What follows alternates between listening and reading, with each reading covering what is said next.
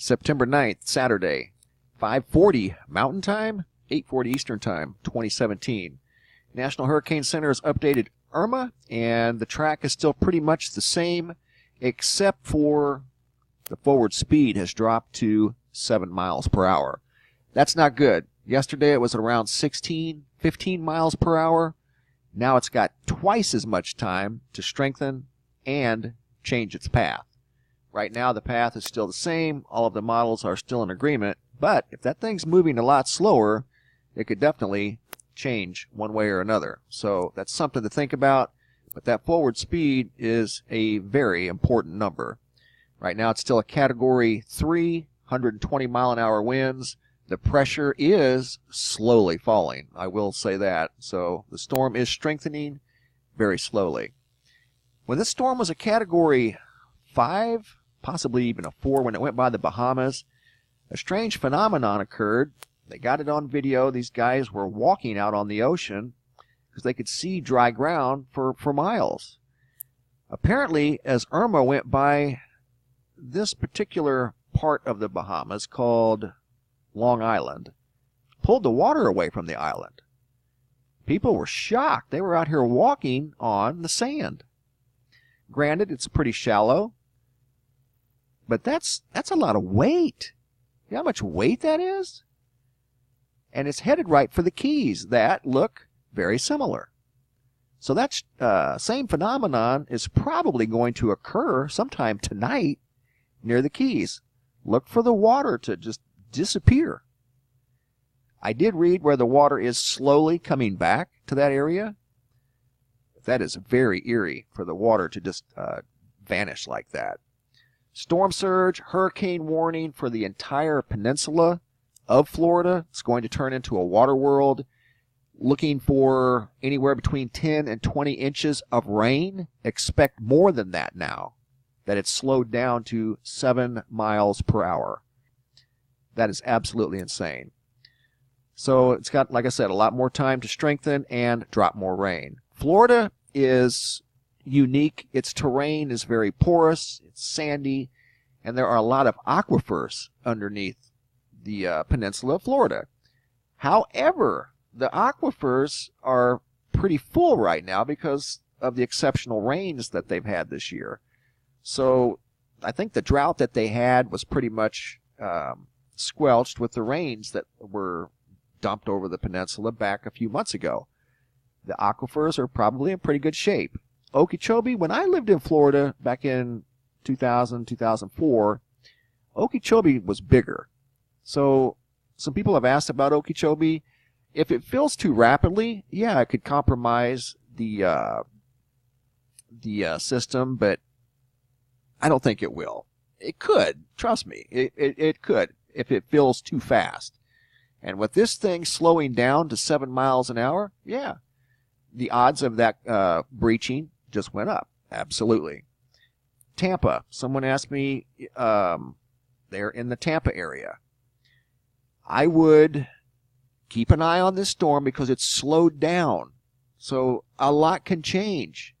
Right now the models are still showing this thing coming right at Tampa. So if you're in the Tampa area, you're in a very complex, unique situation because the Bay Area is forecasted to flood with, 2 to 6 feet of storm surge. So any type of commerce in this area in the coming days, probably weeks, is going to be impossible. Power outages are probably going to be 100% certain unless you're in an area that has underground power service. Because if this is by the eye wall, it's going to see extreme winds. So anything above ground on power poles is going to be on the ground. So if I were in this area, I would be going inland a little farther, definitely away from the coast. And I would look for a place that has underground power service. That's what I did in 2004 during Hurricane Charlie, and I didn't lose power for any longer than 1 hour. I had friends that didn't have power for between 2 to 3 weeks, and I knew one guy that didn't have power for a month. So that's the best advice that I can give you. But this storm is unlike any storm I've ever seen. that water phenomenon here, that that stunt that it just pulled down there by the lower Bahamas, that is incredible. Do you know how much weight is involved in that? And I did a video a while back about the waves around the eye of this storm. And I confirmed them at Null School. First I did it on here, and that's what I did in the video, was on the Venture Sky. But I'd confirmed them on Null School, and I'd heard them mention these wave heights on the Weather Channel. The professionals at the Weather Channel, because there were some clowns that tried to discredit me and say that my wave height numbers were exaggerated. Well, I would say that they were probably underestimated. Those wave heights were very real, and they are still very real. So this is a very unique storm. Be on the lookout for, obviously, storm surge is going to be the biggest threat. 10 to 15 feet, that's going to eclipse one-story getting into two-story homes. So that's going to be reminiscent of Hurricane Ike, Hurricane Katrina type scenario. And guys, it could be worse. This storm is doing some anomalous things. So be prepared for anything. Also, be prepared for this. This is probably going to be commonplace in Florida, probably during and after this storm. You're going to see anywhere from 10 to 20 with this thing slowing down. That's what they based their rain forecast on, was the forward speed of the storm. Obviously, it's going to drop very intense rain, but if it's moving at 16 miles an hour, that's what they calculated it on. Okay, 10 inches here, 20 inches here, 5 inches here. Well, now that it's dropped to half the speed, you're going to see twice the rain. So it's going to turn into a water world. So I don't know that anywhere on Florida is a good place to be. The peninsula is going to get quite chaotic. You're going to have sinkholes. I know for a fact they're going to pop up because they pop up on a normal day. Swallow homes. And the sun's out. So be prepared for that.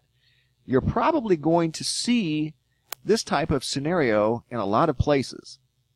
So it's just something to think about. You got the gators being displaced from the storm surge, and now you've got this storm slowing down to 7 miles an hour, so it can cause more damage. That's a big deal, guys. So it's just a big heads up. Stay away from the coast if you can at all possible avoid it. Look for an area that has underground power service. That will help the situation, and try to stay away from the eyewall. But it's going to be very dicey on the entire peninsula of Florida in the next 48 hours, now probably 72 hours, because this storm has slowed down by 50% since yesterday.